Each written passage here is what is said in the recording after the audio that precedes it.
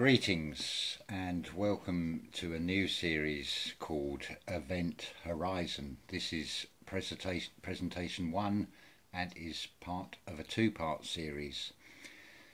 The first part, I'm going to talk about the truth-seeking aspects, which is very relevant. It is a case of we can learn from the past, and we are seeing the past unfold before our very eyes with these current events.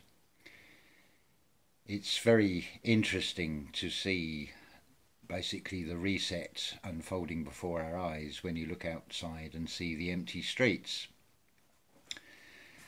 The part that has puzzled me the most, and I refer you to channels like John Levi, Flat Earth British, in particular UAP channel, and many more that talk about these things. And this is the what are called the mud floods. The bit that has really puzzled me is when you look at the people compared to what we call the Tartarian structures and the star forts, and then look at the electric street trams, the streetcars as you would know them in the United States. They look totally out of place and futuristic. We've been looking at this completely the wrong way round, and mud flood is completely the wrong terminology. This basically comes down to the sheer weight of buildings, because how would you have got these fully formed tram networks? I'm thinking particularly of somewhere like Melbourne in Australia, which was the biggest. Think also about New York and the elevated subways system. So you'll see this pattern replicated in many ways. This top one here, you all know it as the rainbow. It is also the magnetic fields. I think there's about 7 of them. What is actually happening is these magnetic fields are coming down. You'll notice in the sky how the clouds are getting far, far lower. You'll also see it with the archways on church doors. It is a reference to this.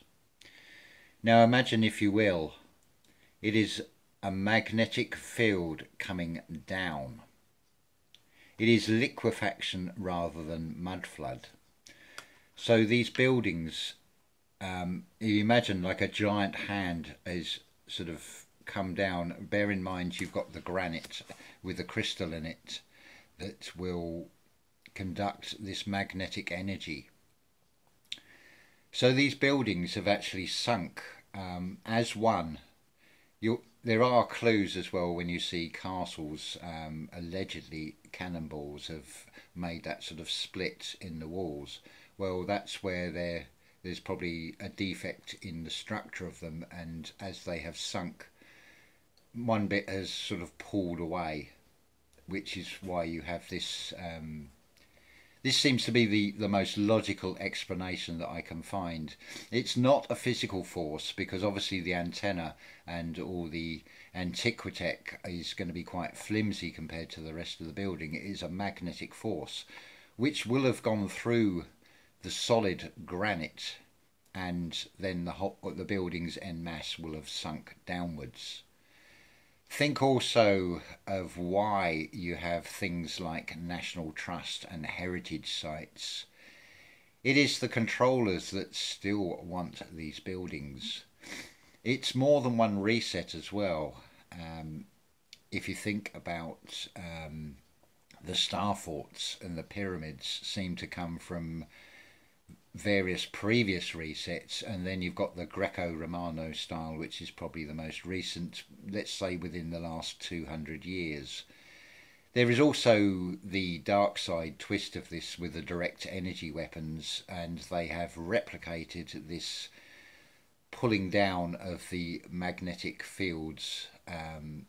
They've basically, that's where they've got this whole idea from, because the dark side cannot create, they can only recreate and then twist something and use it to their self-serving purposes, so they will want these buildings to remain intact. This is worked out well in advance, right down to the fine details of why you have the Sunday service public transport still operating in this present situation. Notice also that the Amazon deliveries are delayed until May, nothing throughout April it would seem. So I think this current madness will end with May the 1st, the phallic dancing round the maypole in their sick ceremonies, but they will, through their inherent greed, will want the summer trade, the tourism. It will be spun as an economic boom, and this whole thing will all suddenly die down as mysteriously as it came up, or appears to be mysterious, but of course we know it isn't. So that's my thoughts on this, on how this all sort of fits together. So take of that what you will. The second part of this, I'm going to be talking more about the spiritual side and how we can respond to this. It is not about reaction. It's very important to remember this. There is going to be plenty of reaction, and this is a matrix, this is a game. As Holographic Multiverse has said, you're source players, and there are some that like to play a game that they like the game called Martial Law, for example, and think that it's an interesting game to play. This is only being prolonged by people who are still buying into this whole fear system. People are their own worst enemy, shall we say, and they are keeping things going. It is really down to what you think, what you speak, and how you act or react that is being used against us. It is facing the shadow side. So if you are coming from the approach of the truth-seeking side, I strongly suggest you use this time to look at the spiritual side, because all of this, if you want to see the bigger picture, it's no good just looking at the truth-seeking, the Tataria, the mud floods and so on. You need to start going within and seeing the patterns. I mean, the rainbow, the colours of the rainbow are the colours of the chakras, the 7 energy centres of the body. So often the split of 12 is always on a 5-7. We've got 5 senses, we've got 7 chakras. There are 7 layers to the dome, the magnetic field. We have magnetism within us. So do start looking at and building up your inner standing. Have at least a general inner standing of all aspects of this. So I'll leave that there, and I'm going to go on to make part 2.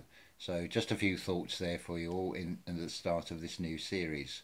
So thank you very much for listening. Thank you very much for all the wonderful comments. And as long as you stay in high vibration, you don't give in to the fear, everything will work out fine. Thank you very much.